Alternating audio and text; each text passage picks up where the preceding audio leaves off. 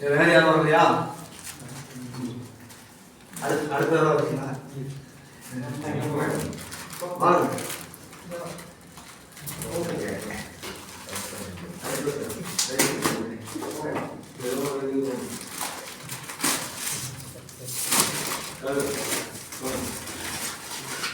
கப்பனாடே பார்த்துட்டீங்க தானே? கப்பனாட உங்க அம்மா தான் அப்படின்னா அவங்க காட்ட மாட்டாங்கல்ல, முன்னாடியே வாங்கி பார்த்துக்க வேண்டியது.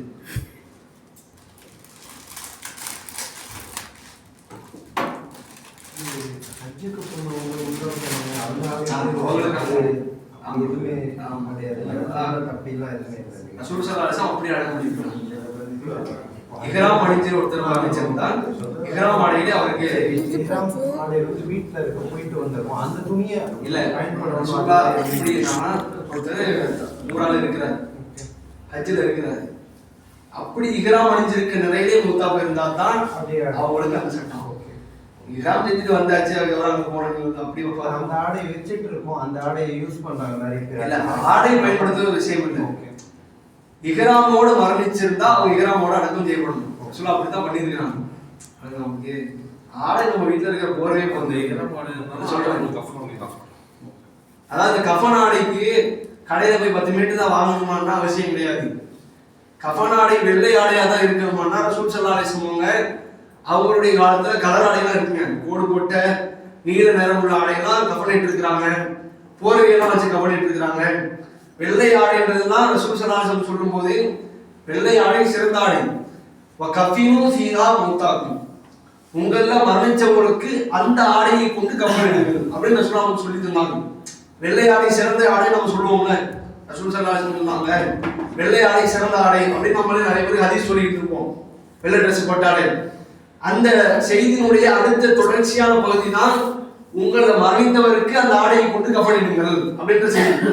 அப்ப அதனாலதான் நம்ம வெள்ளை ஆடையை தேர்ந்தெடுக்கிறோமே தவிர வேற நோக்கம் ஒன்றும் கிடையாது.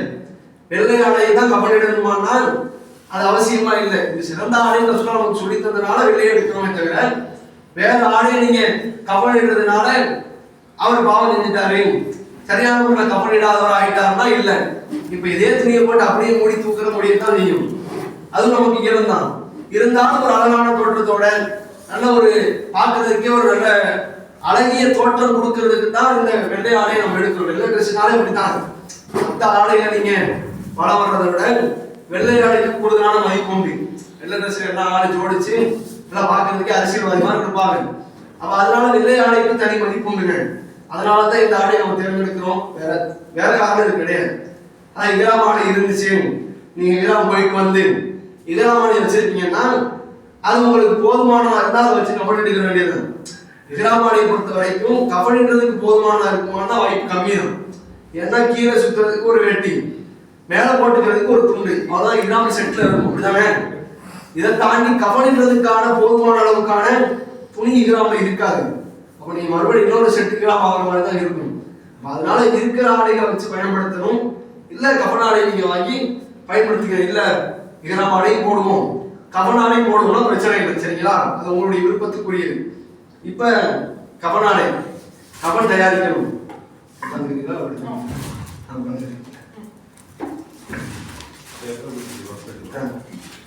அதாவது ஒரு இஹ்ராம் ஆடை என்னால விரிசல் வருது எடுத்துக்கிட்டு காரணம் ஒரு காரணம் எடுங்க. சோழ வந்து ஜனாசா கொடுத்த போடுங்க, கீழே போடுங்க, சும்மா கீழே போடுங்க. அவ்வளோதான் ஜனாசாக்கு அப்புறம் தானே. இப்போ மேல் சட்டை தயாரிக்கணுங்க. முதல்ல ஒரு மேல் சட்டை, ஒரு கீழாடை, 2 ஒத்த ஆடை, 6 நாடாக்கள். சொல்லுங்க. ஒரு மேல் சட்டை, ஒரு காலாடை, மொத்த ஆடைகள் 2, 6 நாடாக்கள். சரிங்களா? 6 நாடாக்கள் எதுக்கு அப்படின்னா, ஒரு நாடா தலைமாடை கட்டுறதுக்கு, நாடி கட்டுறதுக்கு எதுக்குன்னா வாய் அப்படியே தொங்கிக்கிட்டே இருக்கும், பிளட் பிளீட் ஆகும், எச்சில் வடியும். இது மாதிரியான அந்த சூழலை தவிர்க்கிறதுக்கு நாடியில கட்டுவாங்க. ஒரு கட்டு காலில் கட்டுறதுக்கு, காலு கவனாடை போடுறதுக்கு நேரம் இருந்தா தான் ஒரு ஷேப் கிடைக்கும். இல்லைன்னா கால் இப்படி போயிட்டே இருக்கும். ஜனாசாவுடைய கால் கட்டப்படலைன்னா இப்படி காலுக்கு போயிடும். அவ கட்டும் போது அது ஒரு தனி சேப்பா தெரியும், அது நல்ல ஒரு தோற்றமா இருக்காது. அதனால நம்ம காலில் ஒரு கட்டு கட்டுறோம். அதே மாதிரி கூடுதலா ஒரு கயிறு எடுத்து வயிற்றுல கயிறு, அதாவது வயிற்றுல கையை வச்சு அங்க ஒரு கட்டு கட்டுவாங்க. இந்த கையை ரெண்டையும் சேர்த்து அதுல ஒரு கட்டு கட்டுவாங்க. ஏன்னா கையை பிரிஞ்சிடக்கூடாது. மேக்சிமம் முன்னாடியே கட்டி வச்சிருப்போம்.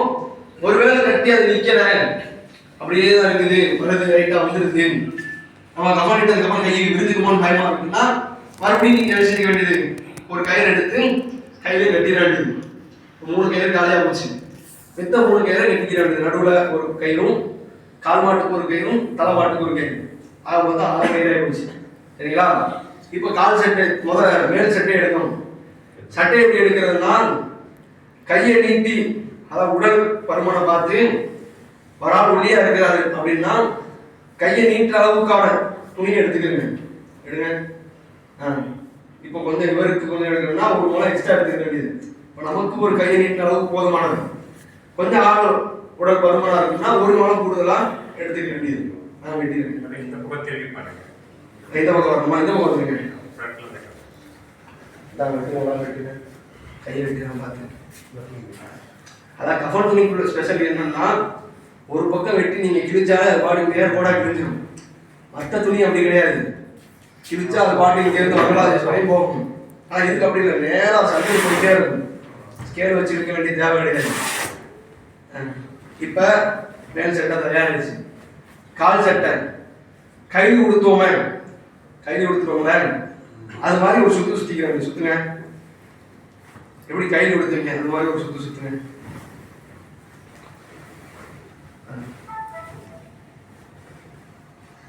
கொஞ்சம் உடல் பருமனா இருக்கனால ஒரு முளம் கூடுதலா எடுத்துக்கிறது. சரிங்களா? வெட்டுங்க. சும்மா வெட்டி கிழிச்சுக்கிறாங்க.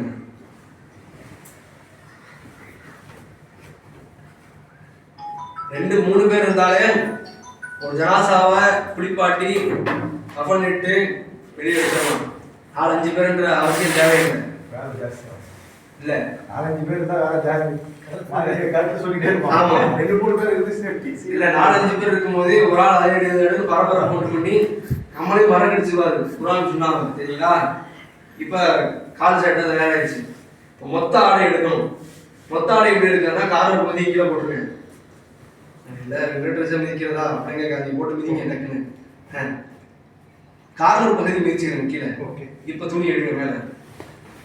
நம்முடைய கையை தூக்குற அளவுக்கு, அதாவது இந்த டேபிள் 6 அடி கேபிளுங்க, ஆளு குட்டையா இருந்தாங்கன்னா கையை தூக்குற அளவுக்கு போதுமானது. இல்ல கொஞ்சம் ஆளு ஹைட்டா இருப்பார் அப்படின்னா அதுல இருந்து ஒரு முளம் கூடுதலாம். நான் வெட்டிடுறாங்க.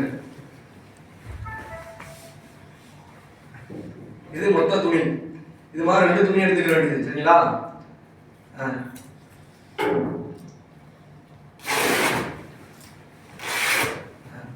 இதே மாதிரி இன்னொரு எடுத்துக்கணும்.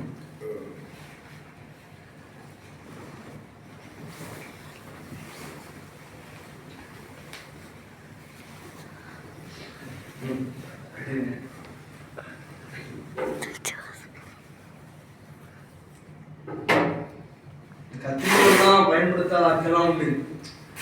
எக்ஸ்பர்ட்டான ஆட்கள் அப்படின்னா நல்ல ஒரு அடி சலன் இழுத்து அவர் பாட்டுக்கு எரிஞ்சிருவாரு. நம்ம புதுசுனால கத்திரிக்கோள் நம்மளும் பழகிட்டோம்னா நம்மளும் பல்லே வெட்டி தூக்க வேண்டாம். சரிங்களா? இப்போ 6 நாடாக்கள் வெட்டுங்க. நேரா நாடாக்கள் 6 நாடாக்கள்.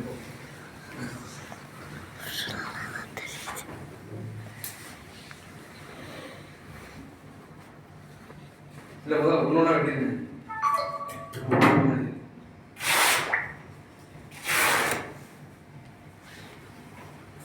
இந்த இன்ஜினை தான் வெட்டணுமா, இந்த சைஸை தான் பண்ணணும்னு வெட்டாதீங்க. உங்களுக்கு எது தோதுவோ அதை செஞ்சுக்கிறீங்க. ஏன்னா நேற்று என்ன செஞ்சா அப்படின்னா, ஒரு நாளே 6க்கு 4 வெட்டணும் அப்படின்னு சொல்லி முடிச்சாச்சு. இப்போ ஒரு நாளாக தேவைப்படுது. இப்போ 7வது நாளாக தேவைப்படுதுங்க, நாள் வெட்டணும்னு அவரு அப்போ இது விதத்து இல்லையான்னு கேட்டாங்க. கடைசியில் 6 நாளாக விதத்துறாங்க வைக்கிறவங்க. அதுவே சொல்லி தரலாம். நம்ம அழகான முறையில் கப்பல் தான் 6 நாளாக ஒரு நமக்கான ஒரு செட்டப் நம்ம சொல்றோம் அப்படின்னு அவங்க சொல்லி புரிய வச்சு 6 நாளா அவர் என்ன மைண்ட் செட் வந்துட்டாருன்னா 6 நாளா தண்ணி எடுத்துக்கலாம் கூட ஒன்னும் கூடுதலா செஞ்சாலும் விதத்தாயிரம் நினைச்சிட்டாரு. ஏன் இதை சொல்றோம்னா இந்த 6 நாளாக்கள் எடுக்கிற இந்த முறையை ரசூல் ஸல்லல்லாஹு அலைஹி வஸல்லம் சொல்லி தரல. அதான் மறுபடியும் பண்ணி வைக்கிறேன்.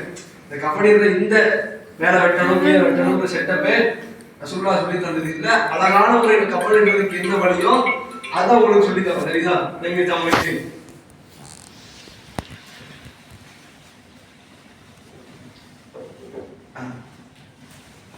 இப்ப கஃபனின்றதுக்கு ரசூல் ஸல்லல்லாஹு அலைஹி வஸல்லம் அவங்க தன்னுடைய மகள் மரணித்தவங்க பெண்கள்லாம் சேர்ந்து கஃபனின்றாங்க. அப்ப ரசூலுல்லாஹ் தன்னுடைய கீழாடை கழட்டி இதை கொடுத்து இதை வச்சு கஃபனிடுங்க அப்படின்லாம் செய்த செய்திகள்லாம் பார்க்குறோம். அதே மாதிரி அபூபக்கர் அவங்க என்ன செய்யறாங்கன்னா நான் மரணிச்சுட்டா இந்த ஆடையோட நீங்க கஃபனிட்டுருங்க அப்படின்னு தன்னுடைய மகள் இடத்துல சொல்றாங்க. அப்ப அவங்கள்ட்ட திரும்ப கேட்கப்படுது, ஏன் இப்படியே உங்களை அடங்குன்னு சொல்றீங்க, கஃபனாடை போட்டு உங்களுக்கு அடக்கம் செய்யணும் தான் இருக்குது, அப்படித்தானே செய்யணும் அப்படின் போது இந்த உடல் மண்ணுக்கு போகுது, சீரும் செலவும் தானே இந்த ஆடையை திங்க போகுது, அதுக்கு எதுக்கு நல்ல ஆடை அப்படின்லாம் கேட்டிருக்கிறாங்க. அதனால ஆடை உங்கள்கிட்ட வேற ஆடை நல்ல வெள்ள ஆடை இருக்கும்னா அதை பயன்படுத்திக்கிறேன், இல்லாத பட்சத்துல கஃபன் ஆடை வாங்குறதுக்கு போவோம். சரிங்களா? அதை கவனத்தில் வச்சுக்கிறேன். இப்போ முதல்ல ஜனாசா பார்வையில இருக்குது.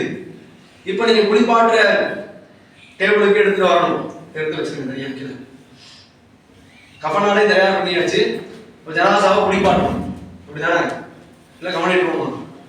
இப்போ கேள்வி என்னன்னா, இப்போ கசப்பு மாத்தினதுக்கு அப்புறமா துணி மாத்தணும்னு சொல்றீங்கல்ல, இப்போ அதை வந்து இதே கஃபன் ஆடையை மட்டும் மேலே போட்டா போதும், அதுக்கு போர்வை ஒன்று இருந்தாலே போதுமா? பார்வைக்கு வைக்கிறதுக்கு ஒரு வெள்ளை துணி இருந்தாலோ இல்லை வேற போர்வை இருந்தாலோ அதையே நீங்க சுத்தி பார்வையை வச்சிருக்கணும். அப்படி எதுவும் இல்லைன்னா நம்ம இந்த துணியை கூட சுத்தி வச்சிருக்கோம். ஆமா, இந்த துணியே கூடுதலா இருந்துச்சுன்னா சுத்தி வச்சுக்க வேண்டியது. ஏன்னா நீங்க கஃபன் ஆடை மறுபடியும் நீங்க அணியணும். அதை நீங்க போட்டு வைக்கும் போது பிளட் ப்ளீட் ஆகுது, அது மாதிரி மற்ற உபாதைகள்லாம் அது இருக்குது, உடம்புல இருந்து வெளியேறதெல்லாம் இருக்குது. அப்ப அதையெல்லாம் நீங்க மறுபடியும் இந்த கஃபன் ஆடை வச்சு குளிப்பாடுறதுக்கு அப்புறம் கஃபனிட முடியாது. நல்லா புரிஞ்சுக்கணும். கஃபன் ஆடையை வந்து ஒரு தடவை பயன்படுத்திட்டீங்க, ஜனாசாவை பார்வைக்கு வைக்கும்போது பயன்படுத்திட்டா அதை மறுபடியும் எடுத்துட்டு வேற ஆடை தான் போடுற மாதிரி இருக்கும். அதனால கூடுதலான ஆடை கஃபன் ஆடை இருக்கும்னா அது நீங்க போத்திக்கிறது பிரச்சனை இல்லை. சரிங்களா?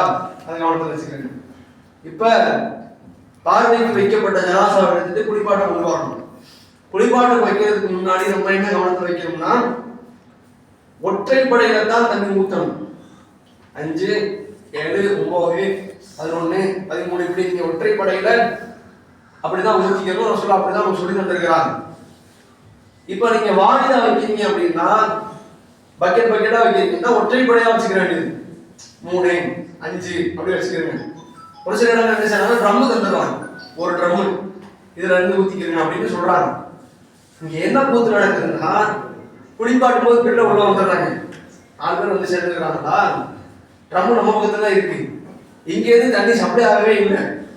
அவங்க எல்லாம் சேர்ந்து கூட தண்ணி எடுத்து ஊற்றிக்கிட்டே இருக்காங்க. இந்த தண்ணி எங்க இருந்து வந்துச்சு, உள்ள இருக்குங்க, ஏன்னா அங்க இருந்து எடுத்துங்க நமக்கு அவங்க அறிவு செய்யறாங்க. அப்ப இது என்ன செய்யறது, இங்கதானே இருக்குது. அப்போ ஒற்றைப்படைங்கிற அந்த கணக்கு குழம்பு போயிடல. அதனால நீங்க கவனத்தை வைக்க வேண்டியது, அவங்க ஊத்துறதுக்கு ஆர்வமா கப்பு தூக்கி நிற்பாங்க. ஊத்தி அவங்க பாப்பாக்கு 4 ஊத்துறவங்க மகன் நிற்பாங்க. ஆனா எப்படி ஊத்துறோம்ன்ற அந்த செட்டப் அவருக்கு தெரியாது. நம்ம ஒரு கணக்குல இருப்போம், நம்ம இதுதான் செய்யணும், அடுத்தடுத்து நம்ம ஒரு மைண்ட் செட்ல நிற்போம்ல. அதுக்கு நம்ம கூட்டம் சேரும் போது என்ன செஞ்சுக்கிட்டு இருக்கோம்ன்றது மறந்துடும். நம்மளே மறக்க வச்சிருவாங்க. அதை ஊத்துறோமா ஊத்த